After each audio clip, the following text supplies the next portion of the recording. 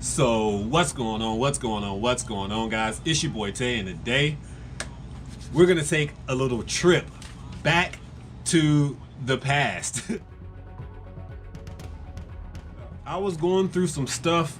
When I was in prison, I used to just write. I mean, obviously, you have a lot of time on your hands, and you really can't do much of nothing. But you know, you're constantly thinking. Like even on the outside, your mind's always moving. So just imagine being locked up. Your mind's always moving, constantly just doing different things. And for me, I used to write a lot. So I used to write a lot of poetry and poems and just like letters to people. And obviously, that's all we could do because technology, we didn't have cell phones and stuff in the beginning phases of prison. So with all that being said, I found this letter. I actually wrote this while I was locked up and I forgot all about it. So I believe I've read it once or twice since I have been home. I won't lie, but I found it again and reading it, and it's crazy the things that I said I wanted to do and the things that's going on in my life right now, and it's just wild. So when I found the letter, I read it and I was like, wow, I gotta show Katie this. And then I went upstairs and I was like, Katie, look. And I read it to her, and I may or may not have shed a tear reading it to her because it's crazy. And hopefully I won't do that now because I've already read it and I know what it says. So yeah, without further ado, in this video we're gonna read what I wrote to myself in prison and to see if did I do any of these things? Did I accomplish any of the things that I set out? You know, I did 10 years. I wrote this probably when I was like 6 or 7 years in. I came home in 2016. I probably wrote this in like 14 or 13, somewhere around that. I wish I would put a date on it. I'm usually good about putting dates on all my stuff, but I sent this in a letter and I thought I would have had the envelope and that would have been postmarked, but it's not. But with all that being said, we're still going to read the letter and just go through and see, like I said, did I accomplish any of these goals, or yeah, what was I talking about while I was locked up? What was my mind frame back then? So yeah, let's get into it. Whew. So yeah, okay, so it says, what up, self? Like I'll call myself self. And obviously I'm going to read and probably stop and talk about some of the stuff as I'm reading through it. And hopefully I don't get lost. And I wrote a few people's names in here that I may say their first name, but I'll definitely leave out their last names. But yeah, let's get in it. So it starts off, what up, self? Hopefully this letter finds you in the best of health and physical shape. If not, it's because you have become very lazy, and that's not good considering the journey that you're about to embark on is vital to the rest of your life. You have just completed years of incarceration. You have been emotionally a wreck. Over the years, you have discovered who your friends are and met new friends. Always remember who did what for you while you were locked up. I want you to reflect when you read this letter. Remember how people say they were going to do things for you but never did? That includes family. So many people abandoned you and attempted to befriend you again. Remember how you always had to reach out to others before they reached out to you? Remember the sad and lonely nights that you've had? Remember the guys who came and visited you or sent you bread or even wrote you a letter?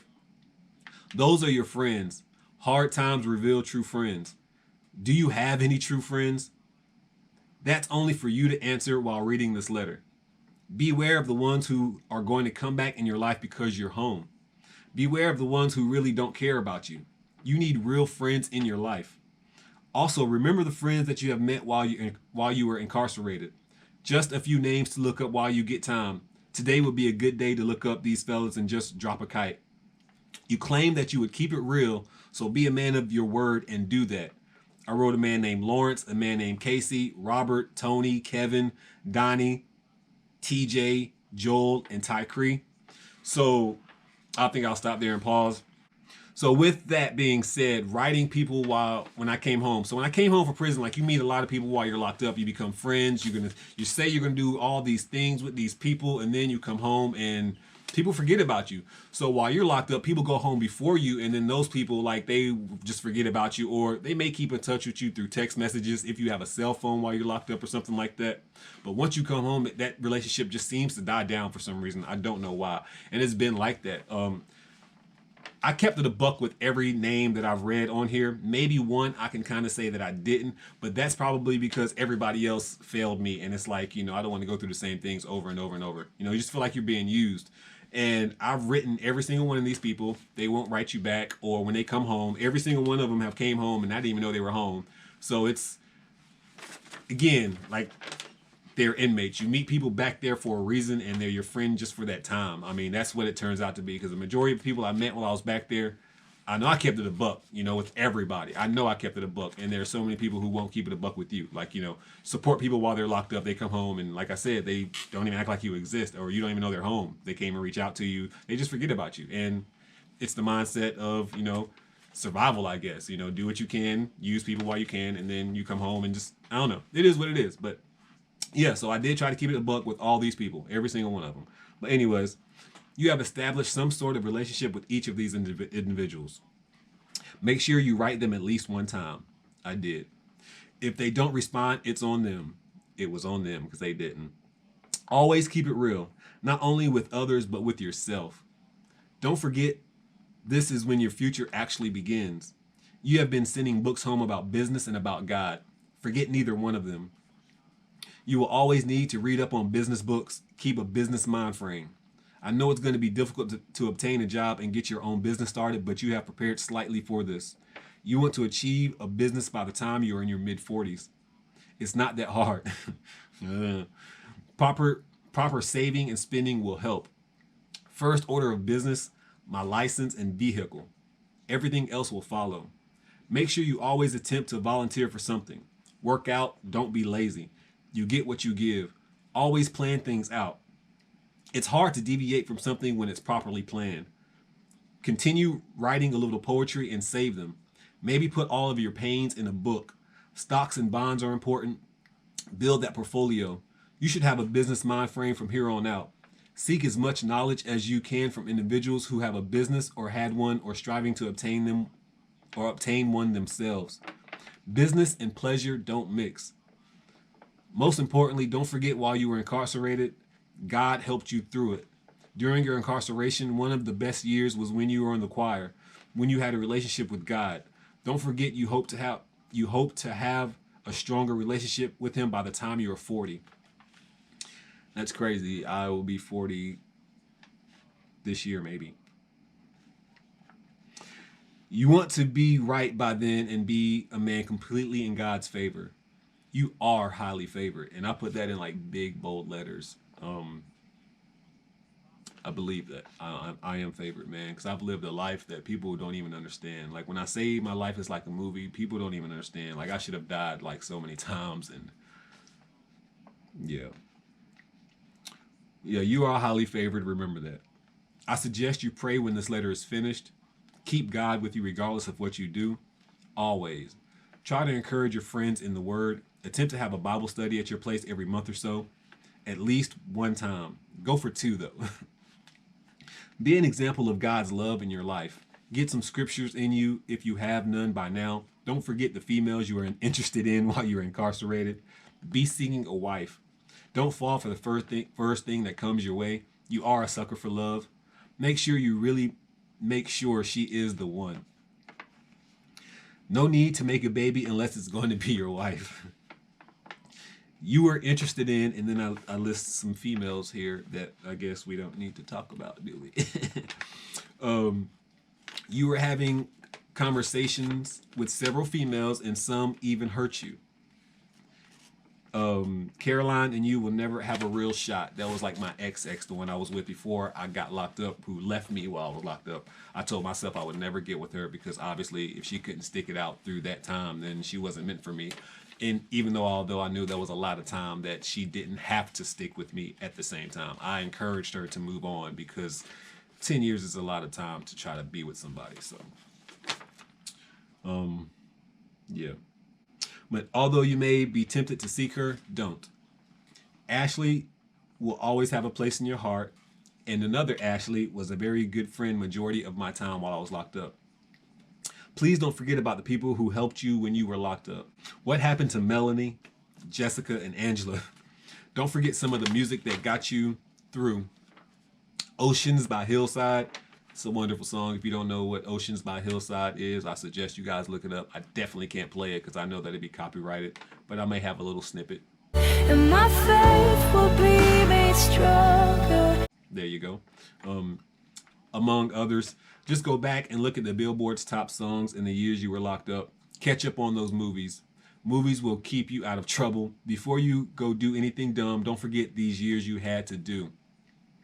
That should keep you far from trouble. Don't forget the print shop supervisors.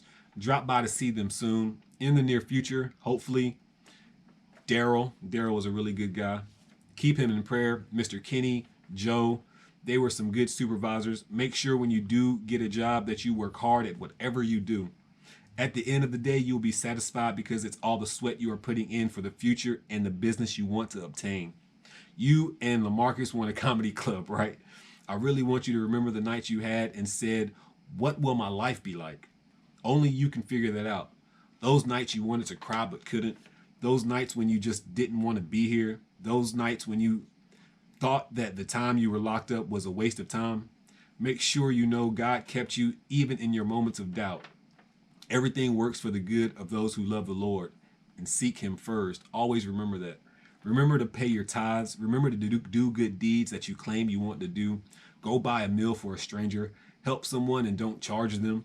Cut someone's grass for free. Wash a car. Do something. Make sure you always cherish your mother. Attempt to help each family member. Don't hold a grudge towards anyone. Just remember what you mean to them. Actions tell you everything. Always be honest regardless of the situation.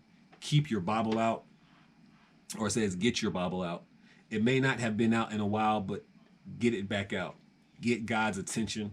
Prepare a trip to a sporting event. March Madness is upon us. Go see Kobe play if possible.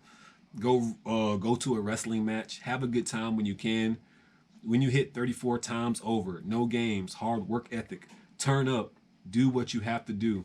Research everything you need for a business you want to create. You have to put in the hard hours. You have to work when you don't want to. Make sure you find a partner who is equally determined to see you succeed. You will have bad days. Just reflect and tell yourself that you would rather have a bad day on the streets than any good day in the penitentiary. Remember how you used to reach out to people on a daily basis. Do that now that you're not locked up. Always be you. You have a good heart, so don't let anyone tell you otherwise. Most importantly, keep that relationship with God. Always work hard. Go for a run and pray after you read this. Soak it in. Read this often. Life is short. Yours was shorter. Let's get it. Wow, there's so much to like dive into in that letter, and I'm so glad it's over with because got caught myself. I don't think you guys get it, man. When I was locked up, man, I felt like nothing, like literally a waste of space, a waste of energy, just like literally nothing, no meaning. I felt so useless, unloved. I felt all the emotions that I don't wish on nobody, because life is hard, man. Like we live on this life. A lot of us have many years on this earth. Life is short, but at the same time, it can be moments where it seems like it's just forever and we want it to end, And prison can definitely put you in the mind frame of like, damn it, man, I just want this shit to be over. Definitely. There's no way around that. So looking back at my life and just like reading this letter and just like how determined I was not to make that a waste of time, even though I thought it was a waste of time. Like even in hindsight, I was like, I'm just really reading this stuff, just killing time, because am I going to be able to even accomplish this stuff? Like my life don't go my way. Like even today, there's a lot of stuff that I complain about that maybe I shouldn't, but there's a lot of stuff that my life is just like, come on, man, why? Like why? Like the other day, small example, I deleted all my videos out of my phone by complete accident. I mean, and there's a extra step you have to do in order to do that, and I ended up doing it. But I thought I was being so careful in that moment at the same time. I've already complained on the channel about how my food is always wrong. It's just small things like that where I feel like, oh my God, my life sucks. But in the grand scheme of things, obviously it doesn't. People have it worse off. I understand this, but y'all don't walk in my shoes either. I don't walk in your shoes. There's a lot of little things to you guys that annoy you that can just like really kill your day. And sometimes that happens to me. Sometimes I just get in a mind frame where I'm just not worthy, or like sometimes I just don't feel like I am worthy. So with that being said, when I read this letter and I see myself talking about the businesses that I wanted to create by the time I was 40, I've done that. I've done that 5 years quicker than I said I wanted to do it. I think I've had my business, for 3-4 years now. Literally registered my business 3-4 years ago. So it's been an official LLC, BSR, like that's my business.